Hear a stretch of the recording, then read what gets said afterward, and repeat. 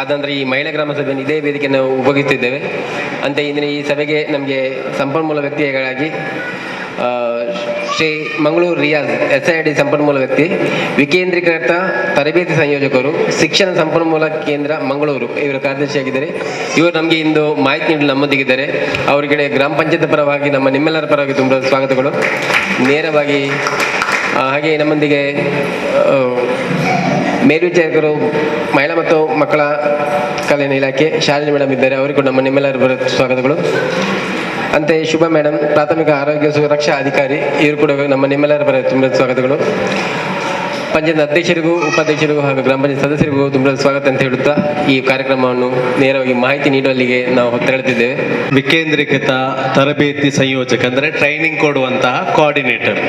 So ನಮ್ಮ training ಇವಾಗಲೇ December 9ರಿಂದ 12 ತಾರೀಕು ತನಕ ಒಗ್ಗಟ್ಟಿನಿಂದ ಮುಂದೆ ಹೋಗಬೇಕು ಒಂದು ಗ್ರಾಮದ ಅಭಿವೃದ್ಧಿಯಲ್ಲಿ ಅಂತ ಒಂದು ದಿವಸದ ತರಬೇತಿ ಬೆಲ್ಮ ಗ್ರಾಮ ಪಂಚಾಯಿತಿಯಲ್ಲಿ ಅಂದರೆ ಉಳ್ಳಾಲ ತಾಲೂಕಿನ ನಿಟ್ಟಿನಲ್ಲಿ ಅಲ್ಲಿ ನಡೆಸಲಾಯಿತು. ಆ ತರಬೇತಿಯಲ್ಲಿ ಭಾಗವಹಿಸಿದವರು ಯಾರಿದ್ದಾರೆ ಇಲ್ಲಿ? ಸೊ ಅವರಿಗೆಲ್ಲ ತುಂಬ ಇಷ್ಟ ಆಯಿತು ಅದು ಟ್ರೈನಿಂಗ್. ಆದ ಕಾರಣ ಅಲ್ಲಿ ಆ ಟ್ರೈನಿಂಗ್ ಸಿಕ್ಕಿದ ಒಂದು ಔಪಚಾರಿಕವಾಗಿ ಎಲ್ಲ ಗಣ್ಯ ವ್ಯಕ್ತಿಗಳನ್ನು ಬಹಳ ಗೌರವಪೂರ್ವಕವಾಗಿ ತಮಗೆ ಅಭಿನಂದಿಸ್ತಾ ಇದ್ದೇನೆ. ಒಳ್ಳೆಯ ಒಂದು ಕಾರ್ಯಕ್ರಮ ಈ ಅರೇಕಲದಲ್ಲಿ ನಡೀತಾ ಇದೆ. ಅದರ ಒಂದು ಸಣ್ಣ ಒಂದು ಅಳಿಲು ಸೇವೆ ನನಗೆ ಮಾಡಲಿಕ್ಕೆ ಸಾಧ್ಯವಾದರೆ ಖಂಡಿತವಾಗಿಯೂ ನಾನು ಧನ್ಯ. ಸೊ ಈ ನಿಟ್ಟಿನಲ್ಲಿ ವಿಷಯಕ್ಕೆ ಹೋಗ್ತಾ ಇದ್ದೇನೆ, ಸಮಯದ ಅಭಾವ ಇರುವುದರಿಂದ. ಸೊ ಅಲ್ಲಿ ತರಬೇತಿ ಕೊಡುವಾಗ, ಒಂದು ದಿವಸದ ತರಬೇತಿ ಕೊಟ್ಟಾಗ ನಾನು ಸ್ವಯಂ ಪ್ರೇರಿತನಾಗಿ ನಾನು ಎಲ್ಲ ಗ್ರಾಮ ಪಂಚಾಯತ್ನವರಿಗೆ ಹೇಳಿದೆ, ನನ್ನನ್ನು ನೀವು ನಿಮ್ಮ ಗ್ರಾಮ ಪಂಚಾಯತಿಗೆ ಕರೆಯಿರಿ, ಖಂಡಿತವಾಗಿ ನಾನು ಬರ್ತೇನೆ ಅಂತ. ಅಂದ್ರೆ ಒಂದು ತರಬೇತಿ ಕೇವಲ ಒಂದು ಕೊಠಡಿಯ ಒಳಗೆ ಸೀಮಿತ ಆದರೆ ಅಲ್ಲಿ ಯಾವುದೇ ಬದಲಾವಣೆ ಆಗುವುದಿಲ್ಲ. ಆದ ಕಾರಣ ನಮಗೆ ತರಬೇತಿ ಅನ್ನುವಾಗೆಲ್ಲರಿಗೆ ಬೋರು ಅಲ್ವಾ, ಯಾಕೆ ಹೋಗ್ಬೇಕು, ಸುಮ್ಮನೆ ಕೇಳಬೇಕಂತ ಆಗ್ತದೆ. ಆದ ಕಾರಣ ಖಂಡಿತವಾಗಿಯೂ ನಾವು ನಮ್ಮ ಮುಂದಿನ ಯಾವುದೇ ತರಬೇತಿಗಳಿರಲಿ ಅವುಗಳನ್ನು ಅಷ್ಟಕ್ಕೆ ಸೀಮಿತಗೊಳಿಸದೆ ಅವುಗಳನ್ನು ಒಂದು ಬದಲಾವಣೆಯ, ಕ್ರಾಂತಿಕಾರಿ ಬದಲಾವಣೆಯ ರೀತಿಯಲ್ಲಿ ತರಬೇತಿಯನ್ನು ಉಪಯೋಗಿಸಿಕೊಳ್ಳೋಣ. ಸೊ ಅದಕ್ಕೆ ಬೇಕಾಗಿ ವಿಶೇಷವಾಗಿ ನಾನು ನನ್ನ ತರಬೇತಿಯಲ್ಲಿ ಯಾವುದೇ ರೀತಿಯ ಈ ಔಪಚಾರಿಕತೆ ಎಲ್ಲ ನಾನು ಅಷ್ಟು ಕೇರ್ ಮಾಡೋದಿಲ್ಲ. ಯಾಕೆಂದ್ರೆ ನಮ್ಮ ಜನರಿಗೆ ತರಬೇತಿಯ ವಿಷಯಗಳು ಎಷ್ಟು ಅರ್ಥ ಆಗ್ತದೆ ಅಷ್ಟು ಪರಿಣಾಮಕಾರಿಯಾಗಿ ಅವರು ಅರ್ಥ ಮಾಡಲು, ಅವರು ಇನ್ನಿತರಿಗೆ ಅದನ್ನು ತಿಳಿಸಿಕೊಡಲು ತುಂಬಾ ಸುಲಭ ಆಗ್ತದೆ. ಇಲ್ಲದಿದ್ದರೆ ಯಾವುದೊಂದು ಕಠಿಣ ಪದಗಳನ್ನು ತಮ್ಮ ಮುಂದೆ ಭಾಷಣ ಮಾಡಿ ಹೋದ್ರೆ ಖಂಡಿತವಾಗಿ ಅಲ್ಲಿ ಅರ್ಥ ಆಗುದು. ಆದ ಕಾರಣ ನಮ್ಮ ತುಳುನಾಡಿನವರು, ಬ್ಯಾರಿಯವರು, ಕೊಂಕಣಿಯವರು, ಕನ್ನಡದವರು ನಮ್ಮದೇ ಭಾಷೆಯಲ್ಲಿ ನಾವು ಕೆಲವೊಂದು ವಿಚಾರಗಳನ್ನು ಅರ್ಥ ಮಾಡಬೇಕಾಗಿದೆ. ಸೊ ಬಂಧುಗಳೇ, ಇವತ್ತು ನನ್ನನ್ನು ನಿಮ್ಮ ಮಹಿಳಾ ಗ್ರಾಮ ಸಭೆಗೆ ಕರೆದಿದ್ದೀರಿ, ಬಹಳ ಸಂತೋಷವಾಯಿತು. ನನ್ನ ಒಂದು ದಿವಸದ ಇಡೀ ತರಬೇತಿಯಲ್ಲಿ ನಾವು ನೀಡಿದಂತಹ ಕೆಲವೊಂದು ವಿಷಯಗಳನ್ನು ನಮ್ಮ ಗ್ರಾಮದ ಎಲ್ಲ ಜನರಿಗೂ ಮುಟ್ಟಿಸಬೇಕೆಂಬ ಉದ್ದೇಶದಿಂದ ಕೆಲವೊಂದು ವಿಷಯಗಳನ್ನು ನಿಮ್ಮ ಮುಂದೆ ಹೇಳ್ತಾ ಇದ್ದೇನೆ. ಬಹಳ ಮುಖ್ಯವಾಗಿ ನಮ್ಮ ತರಬೇತಿಗೆ 20 ಮಂದಿ, ಒಂದೊಂದು ಗ್ರಾಮದಿಂದ 20 ಮಂದಿಗಳನ್ನು ಕರೆಯಲಾಯಿತು. ಅದರಲ್ಲಿ ಗ್ರಾಮ ಪಂಚಾಯಿತಿಯಿಂದ 10 ಮಂದಿ, ಅದೇ ರೀತಿ ಸ್ವಸಹಾಯ ಸಂಘದಿಂದ ಒಕ್ಕೂಟಗಳಿಂದ 8 ಮಂದಿ ಮತ್ತು ಒಂದು ಆಶಾ ಕಾರ್ಯಕರ್ತೆ, ಒಂದು ಅಂಗನವಾಡಿ ಕಾರ್ಯಕರ್ತೆ. ಸೊ ಈ 20 ಮಂದಿಯನ್ನು ಕರೆದು ನಾವು ಇವರೆಲ್ಲರ ಉದ್ದೇಶ, ಈ ಎಲ್ಲಾ ವ್ಯವಸ್ಥೆಗಳು ಅಂದರೆ ಗ್ರಾಮ ಪಂಚಾಯತಿ ಇರುವುದು ಮತ್ತು ಸ್ವಸಹಾಯ ಸಂಘಗಳು ಇರುವುದು ಎಲ್ಲರೂ ಒಂದೇ ಉದ್ದೇಶ ಅಲ್ವಾ? ಆ ಉದ್ದೇಶ ಏನೆಂದರೆ ಗ್ರಾಮವನ್ನು ಅಭಿವೃದ್ಧಿ ಮಾಡಬೇಕು ಎಂಬ ಉದ್ದೇಶ. ಸೊ ಆ ನಿಟ್ಟಿನಲ್ಲಿ ಇಷ್ಟೆಲ್ಲ ವ್ಯವಸ್ಥೆಗಳನ್ನು ಇಲ್ಲಿ ಮಾಡಲಾಗಿದೆ. ಇಲ್ಲಿ ಮೇಲೆ ಇದ್ದವರು, ಇಲ್ಲಿ ಕೆಳಗೆ ಇದ್ದವರು ಕೂಡ ನಮ್ಮೆಲ್ಲರ ಉದ್ದೇಶ ಯಾವುದು? ನಮ್ಮ ಗ್ರಾಮವನ್ನು ನಾವು ಅಭಿವೃದ್ಧಿ ಪಡಿಸಬೇಕಂತ. ಅಭಿವೃದ್ಧಿ ಅಂತ ಬಂದಾಗ ಬಹಳ ಮುಖ್ಯವಾಗಿ ಕೊರೋನಾ ನಮಗೆ ತುಂಬಾ ಒಳ್ಳೆಯ ಪಾಠವನ್ನು ಕಲಿಸಿಕೊಟ್ಟಿದೆ. ಕೊರೋನಾದ ಆ ಲಾಕ್ಡೌನ್ ನ ಕಾಲದಲ್ಲಿ ಎಲ್ಲರೂ ಹಳ್ಳಿಗಳ ಬದುಕನ್ನು ಬಯಸ್ತಾ ಇದ್ದವರು. ಯಾಕೆಂದ್ರೆ ಹಳ್ಳಿಯಲ್ಲಿ ಇರುವವರು ಖಂಡಿತವಾಗಿಯೂ ಸದಾ ಕಾಲ ಸುಸ್ಥಿರವಾಗಿ ನೆಮ್ಮದಿಯಿಂದ ಇರ್ಲಿಕ್ಕೆ, ಬದುಕಲಿಕ್ಕೆ ಸಾಧ್ಯ ಅಂತ. ಪಟ್ಟಣಕ್ಕಿಂತ ಎಲ್ಲರೂ ಬಯಸಿದ್ದು ಹಳ್ಳಿಯನ್ನು. ಆದ ಕಾರಣ ಈ ಗ್ರಾಮದಲ್ಲಿ ಇದು ಸದಾಕಾಲ ಹಳ್ಳಿಯ ರೀತಿಯಲ್ಲಿದ್ದರೆ ಸುಸ್ಥಿರ ಅಭಿವೃದ್ಧಿಯನ್ನು ನಾವು ಮಾಡಲಿಕ್ಕೆ ಸಾಧ್ಯ ಆಗ್ತದೆ. ಅಂದರೆ ಇಲ್ಲಿ ಮರಗಳಿರ್ತದೆ, ಗಿಡಗಳಿರ್ತದೆ, ಕೆರೆಗಳಿರ್ತದೆ, ನದಿಗಳಿರ್ತದೆ, ಎಲ್ಲ ಒಳ್ಳೆಯ ಶುದ್ಧ ವಾಯು ಗಾಳಿ ಸಿಗ್ತದೆ, ಒಳ್ಳೆ ಆಹಾರ ಕೂಡ ನಾವು ಮನಸ್ಸು ಮಾಡಿದ್ರೆ ಇಲ್ಲಿಯೇ ನಮ್ಮ ಗ್ರಾಮದಲ್ಲೇ ಉತ್ಪಾದನೆ ಮಾಡಲಿಕ್ಕೆ ಸಾಧ್ಯ ಇದೆ. ಸೊ ನಮ್ಮ ಅವತ್ತಿನ ಆ ದಿವಸದ ಎಲ್ಲರಿಗೂ ಅರ್ಥ ಆಗ್ತಾ ಇದೆಯಲ್ಲ. ಸೊ ಆ ದಿವಸದ ಒಂದು ದಿವಸದ ತರಬೇತಿಯಲ್ಲಿ ಬಹಳ ಮುಖ್ಯವಾಗಿ ನಾವು ಸಂವಿಧಾನದ ಪೀಠಿಕೆಯನ್ನು ಒಮ್ಮೆ ಓದಿದ್ದೇವೆ. ಅಲ್ಲಿ ಸಂವಿಧಾನದ ಪೀಠಿಕೆ ಏನೆಂದರೆ, ಸಂವಿಧಾನ ನಮಗೆ ಹೇಳಿಕೊಡ್ತಾ ಇದೆ, ನಮ್ಮ ಭಾರತದಲ್ಲಿ ಬದುಕುವ ಎಲ್ಲ ಮನುಷ್ಯರಿಗೂ ಕೂಡ ಒಂದು ಸಾಮಾಜಿಕ ನ್ಯಾಯ ಅಂದರೆ ನೆಮ್ಮದಿಯ ಸಮಾಜವನ್ನು ನಾವು ಕಟ್ಟಿಕೊಡ್ಬೇಕು. ಸಂವಿಧಾನ ನಮಗೆ ಹೇಳ್ತಾ ಇದೆ ಎಲ್ಲರಿಗೂ. ಅದೇ ರೀತಿ ನಮ್ಮ ಭಾರತದ ಪ್ರತಿಯೊಬ್ಬ ನಾಗರಿಕನಿಗೂ ಕೂಡ ಆರ್ಥಿಕ ನ್ಯಾಯವನ್ನು ಕೂಡ ಅಂದರೆ ಆರ್ಥಿಕವಾಗಿ ಅವರ ಆದಾಯ ಮಾರ್ಗಗಳು ಅಥವಾ ಗುಣಮಟ್ಟದ ಜೀವನ, ಒಳ್ಳೆ ಕ್ವಾಲಿಟಿ ಲೈಫ್, ಯಾರು ಕೀಳು ಮಟ್ಟದ ಮೇಲ್ಮಟ್ಟದ ಅಂತ ಇಲ್ಲ, ಎಲ್ಲರಿಗೂ ಸಮಾನವಾದ ಕ್ವಾಲಿಟಿ ಲೈಫ್ ಸಿಗಬೇಕು, ಆದಾಯದ ಮಾರ್ಗವನ್ನು ಕಂಡುಕೊಳ್ಬೇಕಂತ. ಅದೇ ರೀತಿ ಇನ್ನೊಂದು ರಾಜಕೀಯ ನ್ಯಾಯ ಅಂತ ಇದೆ. ರಾಜಕೀಯ ನ್ಯಾಯ ನಾವು ಚರ್ಚೆ ಮಾಡೋದು ಬೇಡ. ಅಂದರೆ ರಾಜಕೀಯ ಅಂದರೆ ಈಗ ಹೆಚ್ಚಿನ ಮಹಿಳೆಯರು ರಾಜಕೀಯ ರಂಗಗಳಲ್ಲಿ ಮುಂದೆ ಬರಲಿಕ್ಕೆ ಕಾರಣ ನಮ್ಮ ಸಂವಿಧಾನ ನಮಗೆ ಕೊಟ್ಟಿರುವಂತಹ ಮೀಸಲಾತಿಯಿಂದ ನಾವು ಮುಂದೆ ಬಂದಿದ್ದೇವೆ. ಸೊ ಈಗ ಬಹಳ ಇದು ಅರ್ಥ ಆಗ್ತಾ ಇದೆ ಅಂತ ನಾನು ಮತ್ತೊಮ್ಮೆ ಕೇಳ್ತೇನೆ. ನನಗೆ ಸ್ವಲ್ಪ ಸ್ಪೀಡ್ ಆಗಿ ಹೇಳ್ತಾ ಇದ್ದೇನೆ, ಯಾಕಂದ್ರೆ ಸಮಯ ಅಭಾವ ಇರುವುದರಿಂದ. ಸೊ ಸಾಮಾಜಿಕ ಸುರಕ್ಷತೆ ಮತ್ತು ಆರ್ಥಿಕ ಭದ್ರತೆ ಇದು ಬಹಳ ಮುಖ್ಯವಾಗಿರ್ತದೆ ನಮ್ಮ ಗ್ರಾಮದಲ್ಲಿ. ಹರೇಕಲ ಗ್ರಾಮದಲ್ಲಿ ಇಲ್ಲಿನ ಎಲ್ಲ ಜನರಿಗೂ ಕೂಡ, ಈ ಗ್ರಾಮದಲ್ಲಿ ಬದುಕುವಂತಹ ಎಲ್ಲ ಮನುಷ್ಯರಿಗೂ ಅವರಿಗೆ ಮೂಲಭೂತ ಸೌಕರ್ಯಗಳು ಇರಬೇಕು. ಎಲ್ಲರಿಗೂ ಮೂಲಭೂತ ಅವರು ಬದುಕಲು, ನೆಮ್ಮದಿಯಿಂದ ಬದುಕಲು ಮೂಲಭೂತ ಸೌಕರ್ಯ ಇರಬೇಕು. ಎರಡು, ಉತ್ತಮ ಶಿಕ್ಷಣ ಇಲ್ಲಿನ ಮಕ್ಕಳಿಗೆ ಸಿಗಬೇಕು. ಇಲ್ಲಿನ ಮಕ್ಕಳಿಗೆ ದೊಡ್ಡವರಿಗಾದ್ರೂ ಕೂಡ ಒಳ್ಳೆಯ ಜ್ಞಾನ ಸಂಪಾದನೆ, ಶಿಕ್ಷಣವನ್ನು ಇಲ್ಲಿ ನಾವು ಒದಗಿಸಿಕೊಡ್ಬೇಕು. ಮತ್ತೆ ಪೌಷ್ಟಿಕಾಂಶ ಆಹಾರ, ಎಲ್ಲರೂ ತಿನ್ನುವ ಆಹಾರವು ಒಳ್ಳೆ ಪೌಷ್ಟಿಕಾಂಶವಾಗಿದ್ದರೆ ಖಂಡಿತವಾಗಿಯೂ ನಾವು ಆರೋಗ್ಯತೆಯಿಂದ ಒಳ್ಳೆ ಹುಮ್ಮಸ್ಸಿನಿಂದ ಎಲ್ಲಾ ಚಟುವಟಿಕೆಯನ್ನು ಮಾಡಲಿಕ್ಕೆ ಆಗ್ತದೆ. ಅದರ ಜೊತೆಯಲ್ಲಿ ದುಡಿಯುವ ಕೈಗಳಿಗೆ ಉದ್ಯೋಗಾವಕಾಶ ನಮ್ಮ ಗ್ರಾಮದಲ್ಲಿ ಇರಬೇಕು. ಅದೇ ರೀತಿ ಒಳ್ಳೆಯ ಮನೆ, ಎಲ್ಲರೂ ಬದುಕಲಿಕ್ಕೆ ಒಳ್ಳೆಯ ಮನೆ ಇರಬೇಕು. ಹೀಗೆ ಎಲ್ಲರಿಗೂ ನೆಮ್ಮದಿಯಿಂದ ಬದುಕುವಂತಹ ಒಂದು ಗ್ರಾಮ ನನ್ನ ಗ್ರಾಮ ಆಗ್ಬೇಕಂತ ಇಲ್ಲಿ ಗ್ರಾಮ ಪಂಚಾಯತ್ನವರು ಮತ್ತು ಸ್ವಸಹಾಯ ಸಂಘದ ಒಕ್ಕೂಟಗಳು ಮಾತ್ರ ತೀರ್ಮಾನಿಸಿದರೆ ಆಗುವುದಿಲ್ಲ. ಬದಲಾಗಿ ನಮ್ಮ ಊರಿನ ಪ್ರತಿಯೊಬ್ಬರು ಅದಕ್ಕೆ ಬೆನ್ನಿಗೆ ಬೆನ್ನಾಗಿ ಬೆನ್ನೆಲುಬಾಗಿ ಸಹಕರಿಸ್ತಾ ಹೋದರೆ ಇಡೀ ಗ್ರಾಮ ಆ ರೀತಿಯಲ್ಲಿ ಒಳ್ಳೆಯ ಸಾಮಾಜಿಕ ಸುರಕ್ಷತೆಯುಳ್ಳ ಗ್ರಾಮ, ಸಮಾಜದಲ್ಲಿ ನೆಮ್ಮದಿಯಿಂದ ಬದುಕುವಂತಹ ಗ್ರಾಮ. ಅದೇ ರೀತಿ ಎಲ್ಲರಿಗೂ ಆರ್ಥಿಕ ಭದ್ರತೆ. ಆದ್ರೆ ಆರ್ಥಿಕ ಅಂದ್ರೆ ಏನು? ಆರ್ಥಿಕ ಅಂದ್ರೆ ನಾನು ನಿಮ್ಮ ಹತ್ರ ಪ್ರಶ್ನೆ ಕೇಳ್ತೇನೆ. ಆರ್ಥಿಕ ಅಂದ್ರೆ ಏನು? ಹಣ ಕಾಸು ಅಲ್ವಾ? ಸೊ ನಾವು ನಮ್ಮ ತರಬೇತಿ ಬಂದವರಿಗೆ ಅದನ್ನು ತಿದ್ದಿದ್ದೇವೆ. ಏನ್ ತಿದ್ದಿದ್ದೇವೆ ಮೇಡಮ್? ಆರ್ಥಿಕ ಅಂದ್ರೆ ಉತ್ಪಾದನೆ, ಅದರದೊಂದು ಮಾರ್ಗ. ಕರೆಕ್ಟ್ ಹೇಳಿ. ಆರ್ಥಿಕ ಅಂದ್ರೆ ಒಂದು ಪ್ರಕ್ರಿಯೆ ಅಂತ. ಹಣಕಾಸು ಅಂದ್ರೆ ಏನಾಗ್ತದೆ? ಹಣ ಕೊಡುವುದು, ಹಣ ಪಡೆಯುವುದು. ಈಗ ನೀರು ಬರ್ತದೆ, ನೀರು ಮೇಲೆ ಬರ್ತದೆ, ನೀರು ಕೆಳಗೆ ಹೋಗ್ತದೆ, ಹೊಲ ಮತ್ತು ಹೊರ ಹರಿಯುವಂತ ಇರ್ತದೆ ನೀರಿಗೆ. ಹಣ ಅದೇ ಇರುವುದು. ಹಣ ಒಮ್ಮೆ ನಮ್ಮ ಹತ್ರ ಇರ್ತದೆ, ಆ ಹಣ ನಮ್ಮ ಹತ್ರ ಮಾತ್ರ ಇರುವುದಿಲ್ಲ. ನಾವು ಯಾವುದೋ ಒಂದು ಅಗತ್ಯಕ್ಕಾಗಿ ಅದನ್ನು ಕೊಡ್ಬೇಕಾಗ್ತದೆ ಅಲ್ವಾ? ಆದ ಕಾರಣ ನಮ್ಮಲ್ಲಿ ನಿರಂತರವಾಗಿ ಸಂಪತ್ತು ಇರಬೇಕು, ಹಣ ಇರಬೇಕಲ್ವಾ? ಅದನ್ನು ಹೇಗೆ ಮಾಡಬಹುದು? ಅದಕ್ಕೆ ಮೇಡಮ್ ಹೇಳಿದ ಹಾಗೆ ನಮ್ಮ ಗ್ರಾಮದಲ್ಲಿಯೇ ನಾವು ಉತ್ಪಾದನೆಯ ಮಾರ್ಗಗಳನ್ನು ಕಂಡುಕೊಳ್ಳುವುದು. ಅದಕ್ಕೆ ಬೇಕಾಗಿ ಬಹಳ ಪ್ರಮುಖವಾಗಿ ನಮ್ಮ ಗ್ರಾಮದಲ್ಲಿ ಉತ್ಪಾದನೆಯನ್ನು ನಾವೇ ತಯಾರಿಸುವುದು ಮತ್ತು ನಮ್ಮ ಗ್ರಾಮದಲ್ಲಿ ಮಾರುಕಟ್ಟೆಗೆ ವ್ಯವಸ್ಥೆಗಳನ್ನು ಎಲ್ಲರೂ ಸೇರಿ ಮಾಡಿಕೊಳ್ಳುವುದು, ಖರೀದಿ ಮಾಡುವುದು, ವಸ್ತುಗಳು, ಸೇವೆಯ ಮೂಲಕ ಹಣವನ್ನು ಆರ್ಥಿಕವಾಗಿ ನಾವು ಬಲಿಷ್ಠರಾಗುವುದು. ಸೊ ಇದಕ್ಕೆ ಬೇಕಾಗಿ ಸರ್ಕಾರ ಮತ್ತು ನಮ್ಮ ಈ ತರಬೇತಿಯ ಮೂಲಕ ಬಹಳಷ್ಟು ಕಾರ್ಯಕ್ರಮಗಳನ್ನು ನಿಮ್ಮ ಗ್ರಾಮಕ್ಕೆ ನೀಡ್ತಾ ಇದೆ.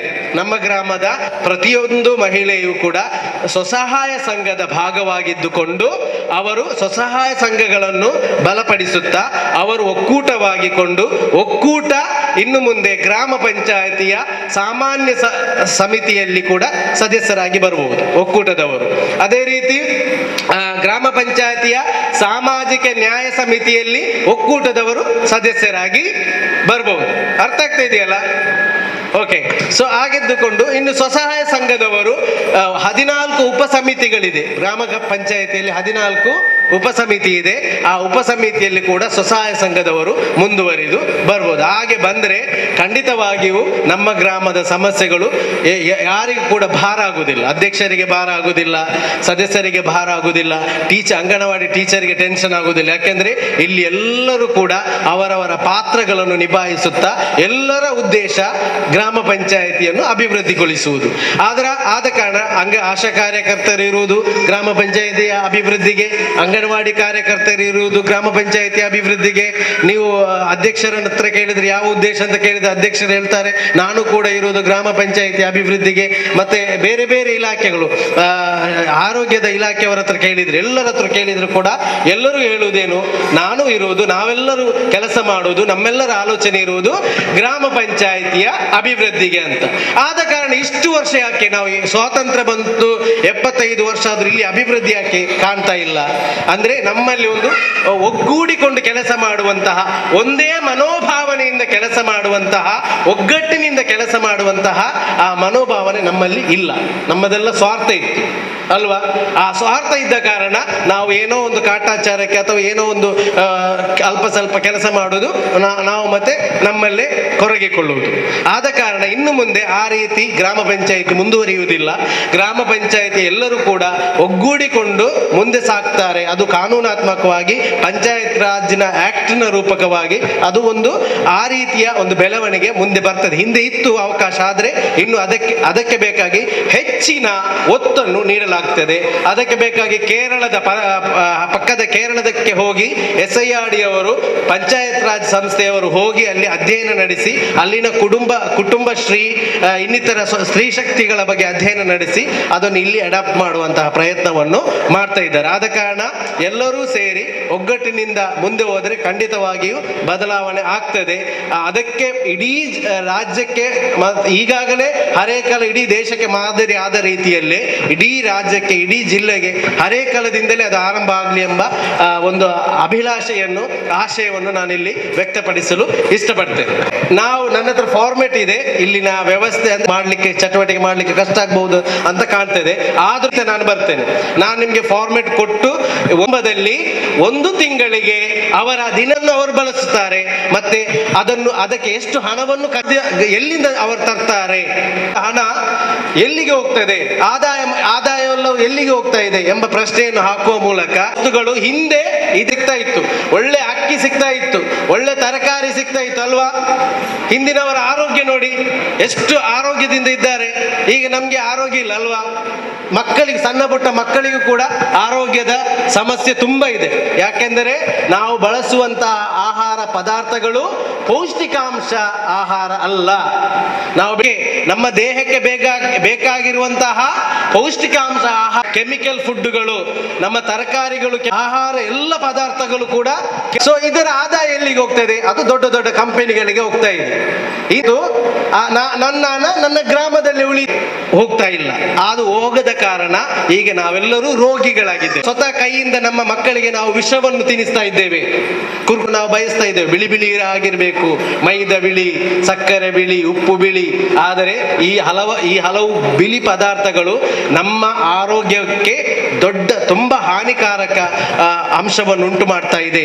ಆದ ಕಾರಣ ನಮ್ಮಲ್ಲಿ ಸಕ್ಕರೆ ಕಾಯಿಲೆ ಸಣ್ಣ ಪ್ರಾಯದಲ್ಲಿ ಬರ್ತಾ ಇದೆ. ಮೈದಾ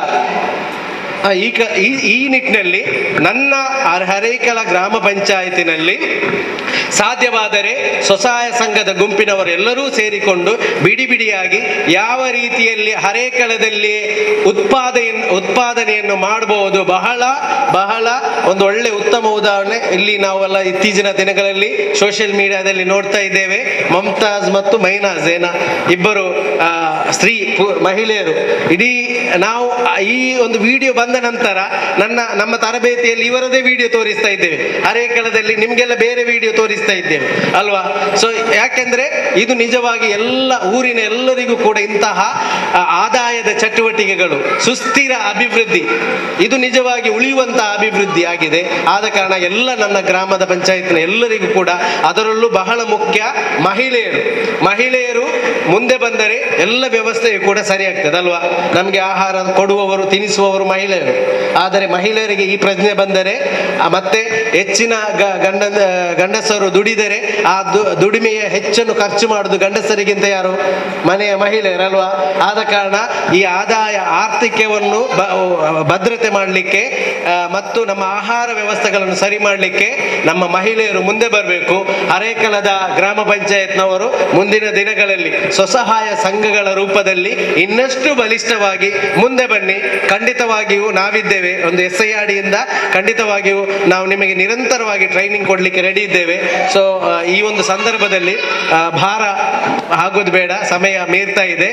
ಇನ್ನು ಮುಂದಿನ ದಿನಗಳಲ್ಲಿ ನಾವು ಬಂದು ಸೇರೋಣ. ನನಗೆ ಈ ಒಂದು ಅವಕಾಶವನ್ನು ಮಾಡಿಕೊಟ್ಟಂತಹ ಎಲ್ಲ ಗಣ್ಯರಿಗೆ ವಂದಿಸುತ್ತಾ ತಮಗೆಲ್ಲರಿಗೂ ಧನ್ಯವಾದಗಳು. ಮೊದಲಿಗಿಂತ ಇವಾಗ ಸ್ವಲ್ಪ ಮುಂದುವರೆದಿದ್ದಾರೆ. ಯಾಕೊತ್ತಾ, ನಮ್ಮ ಇಲಾಖೆಯಲ್ಲಿ ಮೊದಲು ಶ್ರೀಶಕ್ತಿ ಸಂಘಗಳಾದ್ಮೇಲೆ ಮಹಿಳೆಯರು ಉದ್ಯೋಗ ಮಾಡಿ ಎಲ್ಲರೂ ಸ್ವಾವಲಂಬಿಯಾಗಿದ್ದಾರೆ. ನಮ್ಮ ಇಲಾಖೆಯಲ್ಲಿ ಮಹಿಳೆಯರಿಗೆ ಮಾತೃಪೂರ್ಣ ಯೋಜನೆ ಅಂತ ಇದೆ. ಅಂದರೆ ಅಂಗನವಾಡಿ ಕೇಂದ್ರಗಳಲ್ಲಿ ಊಟ ಮಾಡಿ ಗರ್ಭಿಣಿ ಬಾಣಂತಿಯರು ಅಂಗನವಾಡಿ ಕೇಂದ್ರಗಳಿಗೆ ಬರಬೇಕು ಅಂತಿತ್ತು. ಇವಾಗ ನಾವು ಅದನ್ನು ಮನೆಗೆ ವಿತರಣೆ ಮಾಡ್ತಾ ಇದ್ದೀವಿ, ಮಾತೃಪೂರ್ಣ ಯೋಜನೆ ಅಂತೇಳಿ. ಆಮೇಲೆ ಮಾತೃವಂದನ ಯೋಜನೆ ಮೊದಲ ಗರ್ಭಿಣಿಯರಿಗೆ ನಮ್ಮ ಇಲಾಖೆಯಲ್ಲಿ 5,000 ರೂಪಾಯಿ ಕೊಡುವ ಯೋಜನೆ ಇದಾಗಿದೆ. ಈ ಯೋಜನೆಯಲ್ಲಿ ಕೂಡ ತುಂಬ ಫಲಾನುಭವಿಗಳು ಉಪಯೋಗ ಪಡ್ಕೊಂಡಿದ್ದಾರೆ. ಆನಂತರ ಉದ್ಯೋಗಿನಿ ಯೋಜನೆಯಡಿ ಮಹಿಳೆಯರು ಉದ್ಯೋಗ ಮಾಡಲಿಕ್ಕೆ ನಮ್ಮ ಇಲಾಖೆಯಿಂದ SC STಗಳಿಗೆ 1,500 ಸಬ್ಸಿಡಿ ಇರುತ್ತೆ. ಇತರರಿಗೆ 90,000 ಸಬ್ಸಿಡಿ ಇರುವ ಯೋಜನೆ. ಈ ಯೋಜನೆಯ ಅರ್ಜಿಗಳು ಜೂನ್ ತಿಂಗಳಲ್ಲಿ ನಮ್ಮ ಇಲಾಖೆಗೆ ಬರುತ್ತೆ. ನಾನು ನಿಮ್ಮ ಟೀಚರ್ನವರಿಗೆ ಹೇಳಿರ್ತೀನಿ, ಆವಾಗ ಯಾರಾದರೂ ಉದ್ಯೋಗ ಮಾಡುವವರಿದ್ರೆ ಅರ್ಜಿ ತಗೊಂಡು ಹೋಗ್ಬೋದು. ಮತ್ತೆ ಪೂರಕ ಪೌಷ್ಟಿಕ ಆಹಾರ ನಮ್ಮ ಅಂಗನವಾಡಿ ಕೇಂದ್ರಗಳಲ್ಲಿ ನಾವು 6ರಿಂದ 3 ವರ್ಷದ ಮಕ್ಕಳಿಗೆ, 3ರಿಂದ 6 ವರ್ಷದ ಮಕ್ಕಳಿಗೆ, ಗರ್ಭಿಣಿ ಬಾಣಂತಿಯರಿಗೆ ಪೂರಕ ಪೌಷ್ಟಿಕ ಆಹಾರವನ್ನು ನಮ್ಮ ಇಲಾಖೆಯಿಂದ ಕೊಡ್ತಾ ಇದ್ದೀವಿ. ಇವೆಲ್ಲ ನಮ್ಮ ಇಲಾಖೆಯಲ್ಲಿರುವ ಯೋಜನೆಗಳು. ಏನಾದರೂ ನಮ್ಮ ಇಲಾಖೆ ಬಗ್ಗೆ ಏನಾದರೂ ಕೇಳಲಿಕ್ಕಿದ್ರೆ ಕೇಳ್ಬೋದು. ಇಲಾಖೆ ಬಗ್ಗೆ ಏನಾದರೂ ಮಹಿಳಾ ಮತ್ತು ಮಕ್ಕಳ ಅಭಿವೃದ್ಧಿ ಇಲಾಖೆಯ ಬಗ್ಗೆ. ಮತ್ತು NEP ಯೋಜನೆ, NEP ಇಂದ ರಾಷ್ಟ್ರೀಯ ಶಿಕ್ಷಣ ನೀತಿ ನಮ್ಮ ಅಂಗನವಾಡಿ ಕೇಂದ್ರಗಳಲ್ಲಿ ಮಾಡಬೇಕು ಅಂತ ಬಂದಿದೆ ಸರ್. ನಾವು ಮೊನ್ನೆ ಧಾರವಾಡಕ್ಕೆ ಹೋಗಿ ಟ್ರೈನಿಂಗ್ ಪಡ್ಕೊಂಡು ನಾವು ಬಳ್ಳಾರಿ ಜಿಲ್ಲೆಯ ಅಂಗನವಾಡಿ ಕೇಂದ್ರಗಳಿಗೆ ವಿಸಿಟ್ ಮಾಡಿ ಬಂದಿದ್ದೇವೆ. ಈಗ ಕೇಂದ್ರೀಯ ಶಿಕ್ಷಣ ನೀತಿಯಲ್ಲಿ ನಮ್ಮ ಅಂಗನವಾಡಿ ಕೇಂದ್ರಗಳಲ್ಲಿ ಶಾಲಾ ಪೂರ್ವ ಶಿಕ್ಷಣ ಚಟುವಟಿಕೆಗಳಿಗೆ, ಅದರಲ್ಲಿ ಬೇರೆ ಬೇರೆ ಚಟುವಟಿಕೆಗಳು ಇರ್ತವೆ ಸರ್. ಅದಕ್ಕೆಲ್ಲ ಕೆಲವು ಖರ್ಚಾಗುತ್ತವೆ.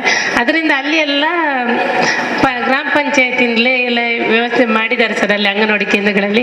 ನಾವು ಕೂಡ ನಮ್ಮ ಇಲಾಖೆಯಿಂದ ಏನು ಬರ್ತೇವೆ ಸರ್ ಅದನ್ನು ಮಾಡ್ತಾ ಇದ್ದೀವಿ. ಆದರೆ ತಮ್ಮ ಸಹಕಾರ ಕೂಡ ಬೇಕು ಅಂತ ಹೇಳ್ತಾ ಎಲ್ಲದಕ್ಕೂ ಇದಕ್ಕಿಂತ ಮೊದಲು ಕೂಡ ನಮಗೆ ಚೆನ್ನಾಗಿ ಸಹಕಾರ ನೀಡಿದಿರು ಸರ್ ಪಂಚಾಯತಿಂದ ಎಲ್ಲರೂ. ಇನ್ನು ಮುಂದೆ ಕೂಡ ತಮ್ಮ ಸಹಕಾರವನ್ನು ಬಯಸ್ತೇವೆ ಮತ್ತು ಸಮುದಾಯದ ಸಹಕಾರವನ್ನು ಪಡ್ಕೊಂಡು ನಾವು NEPಯನ್ನು ನಮ್ಮ ಅಂಗನವಾಡಿ ಕೇಂದ್ರಗಳಲ್ಲಿ ಅಳವಡಿಸ್ಕೊಳ್ತೇವೆ ಅಂತ ಹೇಳ್ತಾ ನನ್ನ ಮಾತನ್ನು ಮುಗಿಸ್ತೇನೆ. ಎಲ್ಲರಿಗೂ ಪ್ರೀತಿಪೂರ್ವಕ ವಂದನೆಗಳು. Thank you. ಹಾಗೂ ವೇದಿಕೆಯ ಮುಂಭಾಗದಲ್ಲಿರುವಂತಹ ಎಲ್ಲ ಸದಸ್ಯರಿಗೂ ಸ್ವಾಗತವನ್ನು ಕೋರ್ತಾ, ಪ್ರಾಥಮಿಕ ಆರೋಗ್ಯ ಕೇಂದ್ರ ಬೋಳಿಗೆರೆ ಇದರ ಪ್ರಾಥಮಿಕ ಆರೋಗ್ಯ ಸುರಕ್ಷಾಧಿಕಾರಿಯಾಗಿ ಕರ್ತವ್ಯ ನಿರ್ವಹಿಸ್ತಿದ್ದೇನೆ. ಇಲ್ಲಿ ಸಿಗುವಂಥ ಸವಲತ್ತು ಅಂತಂದರೆ ಮುಖ್ಯವಾಗಿ ತಾಯಿ ಮತ್ತು ಮಕ್ಕಳ ಆರೋಗ್ಯವನ್ನು ಪರಿಗಣಿಸಿ ನೀಡುವಂಥದ್ದು. ಇಲ್ಲಿ ತಾಯಿ ಕಾರ್ಡನ್ನು ಆದಷ್ಟು 3 ತಿಂಗಳ ಒಳಗಡೆ ತಗೊಳ್ಬೇಕು. 3 ತಿಂಗಳ ಒಳಗಡೆ ತಗೊಳ್ಳುವ ಮುಖ್ಯ ಉದ್ದೇಶ ಅಂತ ಹೇಳಿದರೆ ಗರ್ಭಿಣಿಯಲ್ಲಿರುವ ಯಾವುದೇ ತೊಡಕುಗಳನ್ನು ಗುರುತಿಸಿಕೊಳ್ಳುವಂಥದ್ದು ಮತ್ತು ಆರೋಗ್ಯವಂತ ಶಿಶುವಿಗೆ ಜನನ ನೀಡುವುದು ಮುಖ್ಯ ಉದ್ದೇಶದಿಂದಾಗಿ ತಾಯಿ ಮರಣ ಹಾಗೂ ಶಿಶು ಮರಣವಾದ ಪ್ರಮಾಣವನ್ನು ಸಹ ಕಡಿಮೆ ಮಾಡುವ ಉದ್ದೇಶವನ್ನು ಹೊಂದಿರ್ತದೆ. ಹಾಗೆ ಇದರಲ್ಲಿ ಜನನಿ ಸುರಕ್ಷಾ ಯೋಜನೆ ಅಂತ ಹೇಳಿ ಖಾಸಗಿ ಆಗಲಿ ಪ್ರೈವೇಟ್ ಆಗಲಿ ಗ್ರಾಮೀಣ ಇದರಲ್ಲಿ ಡೆಲಿವರಿ ಆದರೆ 700 ರೂಪಾಯಿ ಮತ್ತು ಇದರಲ್ಲಿ ನಗರದಲ್ಲಿ ಡೆಲಿವರಿ ಆದವರಿಗೆ 700 ರೂಪಾಯಿ ಹಣವನ್ನು ನೀಡ್ತಾರೆ. ಹಾಗೆ ಇತ್ತೀಚಿನ ದಿನಗಳಲ್ಲಿ JE ವ್ಯಾಕ್ಸಿನ್ ಮಕ್ಕಳಿಗೆ ಕೊಡ್ತಾ ಇದ್ದೇವೆ. ಇದು ಪ್ರಗತಿ ತುಂಬ ಕಡಿಮೆ ಇದೆ. ನಮ್ಮದು ಕೊರೋನಾ ವ್ಯಾಕ್ಸಿನಲ್ಲಿ ಕೂಡ 90% ಇದ್ದದ್ದು. JE ವ್ಯಾಕ್ಸಿನ್ ಬಂದಾಗ ಯಾಕೋ ಒಂದು ಜನರಲ್ಲಿ ಇದು ಯಾವುದೇ ಒಂದು ಸಮುದಾಯಕ್ಕೆ ಬಂದಿರುವಂಥ ವ್ಯಾಕ್ಸಿನ್ ಇಲ್ಲ. ಇದು ಪ್ರತಿಯೊಂದು ಇದಕ್ಕೆ ಯಾಕಂತಂದರೆ ಒಂದು ವ್ಯಾಕ್ಸಿನನ್ನಾಗಲಿ ಯಾವುದೇ ಒಂದು ರಾಷ್ಟ್ರೀಯ ಕಾರ್ಯಕ್ರಮಗಳನ್ನು ಅನುಷ್ಠಾನ ತರಬೇಕಾದ್ರೆ ಅದರಲ್ಲಿ ಅಡ್ಡ ಪರಿಣಾಮಗಳನ್ನು ಪರಿಶೀಲನೆ ಮಾಡಿಸಿಯೇ ತರುವಂಥದ್ದು. ಹಾಗಿರಬೇಕಾದ್ರೆ ಇದರ ಅಡ್ಡ ಪರಿಣಾಮಗಳು ಬೇರೊಂದು ವಿಷಯಗಳಿಂದ ಮಕ್ಕಳಿಗೆ ಅಡ್ಡ ಪರಿಣಾಮಗಳು ಉಂಟಾಗಿರಬಹುದು. ಆದರೆ ವ್ಯಾಕ್ಸಿನ್ನ ಪರಿಣಾಮ ಅಂತೇಳಿ ಎಲ್ಲಿ ಕೂಡ ದೃಢಪಟ್ಟಿಲ್ಲ.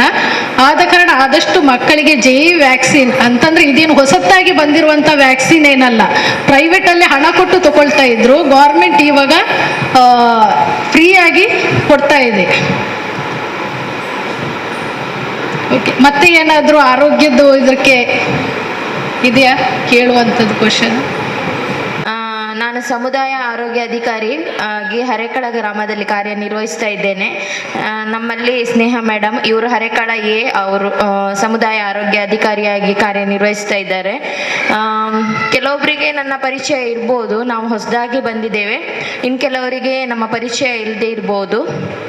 ಸೊ ಹರೇಕಳ ಗ್ರಾಮದಲ್ಲಿ ಮುಂದೆ ನೋಡೋದಿದ್ರೆ ನೀವು ಆ್ಯಕ್ಚುಲಿ ಮುಂಚೆ ಎಲ್ಲ ಹಾಸ್ಪಿಟಲ್ ಇಲ್ಲ, ಆರೋಗ್ಯ ಕೇಂದ್ರ ಇಲ್ಲ, ನೀವು ಇನೋಳಿಗೆ ಹೋಗಬೇಕು, ಆಮ್ಲಮೊಗರು ಹೋಗಬೇಕು, ಹಾಗೆಲ್ಲ ತುಂಬಾ ಇತ್ತು, ಹೌದಲ್ವಾ? ಈಗ ಹರೇಕಳದಲ್ಲಿ ಆ ಒಂದು ತೊಂದರೆ ಇಲ್ಲ. ಯಾಕಂತ ಹೇಳಿದರೆ ಹಾಸ್ಪಿಟಲ್ ಅನ್ನೋದು ಒಂದು ಹಾಸ್ಪಿಟಲ್ ಅಲ್ಲ, 2-3 ಹಾಸ್ಪಿಟಲ್ ಆಗಿವೆ, ಹೌದಲ್ವಾ? ನಿಮಗೆ ಗೊತ್ತಿರುವಂಥ ವಿಷಯ. ಬಟ್ ಏನಂತ ಹೇಳಿದರೆ ಜನರು ಈಗ ಅದರ ಉಪಯೋಗವನ್ನು ಪಡೀತಾ ಇಲ್ಲ. ನಾವು ನೋಡೋದಿದ್ರೆ ಕೂಡ ಒಂದು ಈಗ ನಾವು ಹೇಳೋದಿದ್ರೆ ಈಗ ಈಚೆ ಸೈಡಲ್ಲಿ ಕೂಡ ನಿಮಗೆ ಬಾವಲಿಗುರಿಯಲ್ಲಿ ಕೂಡ ಆರೋಗ್ಯ ಕೇಂದ್ರ ಆಗಿದೆ. ಮತ್ತು ನಿಮಗೆ ಆಚೆ ಈಗ ಒಂದು ಹಾಸ್ಪಿಟಲ್ ಆಲ್ರೆಡಿ ರೆಡಿ ಆಗ್ತಾ ಇದೆ. ಇನ್ನು ನೆಕ್ಸ್ಟ್ ಹಳೆ ಪಂಚಾಯತ್ ಅಲ್ಲಿ ಕೂಡ ಒಂದು ಆರೋಗ್ಯ ಕೇಂದ್ರ ಆಗ್ತದೆ. ನೆಕ್ಸ್ಟ್ ಮುಂದೆ ಹೋದರೆ ರಾಜಗುಡ್ಡೆಯಲ್ಲಿ ರಜಿಯಾ ಹಾಸ್ಪಿಟಲ್ ಕೂಡ ಇದೆ. ಅದರ ಮುಂದೆ ಹೋದರೆ ನೆಕ್ಸ್ಟ್ ಆಮ್ಲಮೊಗರು, ಅದಕ್ಕೆ ಟಚ್ ಆಗ್ತದೆ. ಸೊ ಅದರಿಂದ ನಾನು ಹೇಳುವುದೇನಂತ ಹೇಳಿದರೆ ತಾವುಗಳು ಅದರ ಉಪಯೋಗವನ್ನು ಪಡೆಯಬೇಕು. ಖಾಲಿ ಒಂದು ಹುಷಾರಿಲ್ಲದ್ರೆ ಮಾತ್ರ ಹಾಸ್ಪಿಟ್ಲಿಗೆ ಬರುವುದಂತಲ್ಲ, ಆಯಿತಾ? ಈಗ ಫಾರ್ ಎಕ್ಸಾಂಪಲ್ ನಿಮಗೆ ಒಂದು ಮೆಡಿಸಿನ್ ಕೊಡಲಿಕ್ಕಾಗಲಿ ಅಯನ್ ಆ್ಯಂಡ್ ಕ್ಯಾಲ್ಸಿಯಂ ಟ್ಯಾಬ್ಲೆಟ್ ಈಗ ಮಹಿಳೆಯರಲ್ಲಿ ಜಾಸ್ತಿಯಾಗಿ ಕಂಡುಬರುವಂಥ ಒಂದು ಪ್ರಾಬ್ಲಮ್ ಇರ್ಬೋದು. ಬೆನ್ನು ನೋವಿನ ಸಮಸ್ಯೆ ಆಗಿರ್ಬೋದು, ಕಾಲು ನೋವು, ಗಂಟು ನೋವು, ಆ ಥರ ಸಮಸ್ಯೆಗಳು ನಾರ್ಮಲಾಗಿ ಎಲ್ಲ ಹೆಣ್ಣು ಮಕ್ಕಳಲ್ಲಿ ಕಂಡು ಬರುತ್ತದೆ. ಅದಕ್ಕೆ ನೀವು ಟ್ಯಾಬ್ಲೆಟ್ಸ್ ಈಗ ಪ್ರೈವೇಟಲ್ಲಿ ಹೋಗಿ ಟ್ಯಾಬ್ಲೆಟ್ಸ್ಗಳೆಲ್ಲ ತಗೊಳ್ತಿದ್ದೀರಾ, ಆ ಥರ ಟ್ಯಾಬ್ಲೆಟ್ಸ್ಗಳು ನಮ್ಮಲ್ಲಿ ಕೂಡ ಸಿಗ್ತವೆ. ತಾವುಗಳು ನಮ್ಮಲ್ಲಿ ಕೂಡ ಬಂದು ತಗೊಳ್ಬೋದು. ಮತ್ತು ಏನಾದರೂ ಟೆಸ್ಟಿಂಗ್ ಇರ್ಬೋದು, BP, ಶುಗರ್, ಹಿಮೋಗ್ಲೋಬಿನ್ ಟೆಸ್ಟ್ ಎಲ್ಲ ಟೆಸ್ಟ್ಗಳು ಮಾಡ್ತೇವೆ. ಇನ್ನು ಕೆಲವೊಂದು ಸೌಲಭ್ಯಗಳು ನಮಗೆ ಇನ್ನೂ ಆಲ್ರೆಡಿ ಬರಲಿಲ್ಲ. ಬೆಡ್ನ ವ್ಯವಸ್ಥೆ ಆಗಿರಲಿ ಅದೇನಾದರೂ ಇನ್ನೂ ಬರಲಿಲ್ಲ, ಅದು ಇನ್ನೂ ಬರುವುದರಲ್ಲಿದೆ. ಸೊ ತಾವುಗಳು ಅದರ ಉಪಯೋಗವನ್ನು ಪಡ್ಕೋಬೇಕು. ಈಗ ಫೀಲ್ಡಲ್ಲಿ ನಮ್ಮ ಆಶಾ ಕಾರ್ಯಕರ್ತರೆಲ್ಲ ಬಂದು ನಿಮ್ಮ ಮನೆಗೆ ವಿಸಿಟ್ ಕೊಡ್ತಾರೆ. ನಿಮಗೆ ಏನಾದರೂ ಸಮಸ್ಯೆಗಳಿದ್ದರೆ ತಾವುಗಳು ಅವರ ಹತ್ರ ಕೂಡ ಹೇಳ್ಕೊಳ್ಬಹುದು, ಅವರುಗಳು ನಮ್ಮನ್ನು ಕನ್ಸಲ್ಟ್ ಮಾಡ್ತಾರೆ. ಸೊ ಅದ್ರ ಬಗ್ಗೆ ನಿಮ್ಗೆ ಏನಾದರೂ ಡೌಟ್ಸ್ ಇದ್ದರೆ ಅಥವಾ ಏನಾದರೂ ಇದ್ದರೆ ಕೇಳ್ಬೋದು, ಕ್ವೆಶನ್ಸ್ ಏನಾದರೂ ಇದ್ದರೆ ಅಥವಾ ಏನಾದರೂ ಹೇಳಲಿಕ್ಕಿದೆ. Okay, thank you. ಇಂದಿನ ಈ ಸಭೆಯ ಅಧ್ಯಕ್ಷತೆ ವಹಿಸಿದಂಥ ಪಂಚಾಯತ್ನ ಗೌರವಾನ್ವಿತ ಅಧ್ಯಕ್ಷರಾದ ಶ್ರೀ ಬದ್ರುದ್ದೀನ್ ಹರೇಕಳ ಇವರಿಗೆ ನಮ್ಮ ನಿಮ್ಮೆಲ್ಲರ ಪರವಾಗಿ ತುಂಬ ಧನ್ಯವಾದಗಳು. ಅಂತೆ ಉಪಾಧ್ಯಕ್ಷರಾದ ಕಲ್ಯಾಣಿ ಅವರು ಇದ್ದರೆ, ಅವರು ಕೂಡ ನಮ್ಮ ನಿಮ್ಮೆಲ್ಲರ ಪರವಾಗಿ ತುಂಬ ಧನ್ಯವಾದಗಳು. ನಮ್ಮ ಗ್ರಾಮ ಪಂಚಾಯತ್ ಸದಸ್ಯರು ಕೂಡ ಗ್ರಾಮ ಪಂಚಾಯತ್ ಪರವಾಗಿ ಮತ್ತು ಗ್ರಾಮಸ್ಥರ ಪರವಾಗಿ ತುಂಬ ಧನ್ಯವಾದಗಳು. ಮುಖ್ಯವಾಗಿ ಮಹಿಳಾ ಮತ್ತು ಮಕ್ಕಳ ಕಲ್ಯಾಣ ಇಲಾಖೆಯಿಂದ ಶಾಲಿನಿ ಮೇಡಮ್, ಶುಭ ಮೇಡಮ್ ಹೆಲ್ತ್ ಡಿಪಾರ್ಟ್ಮೆಂಟಿಂದ, ಮತ್ತು ಮುಖ್ಯವಾಗಿ ನಮಗೆ ಇಂದಿನ ಈ ಮಾಹಿತಿ ನೀಡಿದಂಥ ಮಂಗಳೂರು ರಿಯಾಜ್ SID ಸಂಸ್ಥೆಯ ಸಂಪನ್ಮೂಲ ವ್ಯಕ್ತಿ ಅವರು ನಮಗೆ ಈ ಒಂದು ಸಮಯೋಚಿತ ಮಾಹಿತಿಯನ್ನು ನೀಡಿದ್ದಾರೆ. ಅವರು ಕೂಡ ಗ್ರಾಮ ಪಂಚಾಯತ್ ಪರವಾಗಿ ಮತ್ತು ಗ್ರಾಮಸ್ಥರ ಪರವಾಗಿ ತುಂಬ ಧನ್ಯವಾದಗಳು. ಮುಂದಿನ ಎಲ್ಲ ಕಾರ್ಯಕ್ರಮಗಳಿಗೆ ನಿಮ್ಮನ್ನು ತೊಡಗಿಸ್ಕೊಳ್ತೇವೆ ಅಂತ ಹೇಳ್ತಿದ್ದೇವೆ ಈ ಮೂಲಕ. ಅಂತ ಇಂದಿನ ಈ ಮುಖ್ಯವಾಗಿ ಮಾಧ್ಯಮ ಮಿತ್ರರು ನಮ್ಮ ಈ ಹೆಚ್ಚಿನ ಮಾಹಿತಿಗಳನ್ನು ಜನತೆಗೆ ತಲುಪಿಸುವಂಥ ಕಾರ್ಯ ಮಾಡ್ತಿರುವ ಮಾಧ್ಯಮ ಮಿತ್ರಗಳು ಗ್ರಾಮ ಪಂಚಾಯತ್ ಪರವಾಗಿ ತುಂಬ ಧನ್ಯವಾದಗಳು ಅಂತ ಹೇಳುತ್ತಾ ಇಂದಿನ ಈ ಕಾರ್ಯಕ್ರಮ ಇಲ್ಲಿ ಮುಗಿಸ್ತಿದ್ದೇವೆ.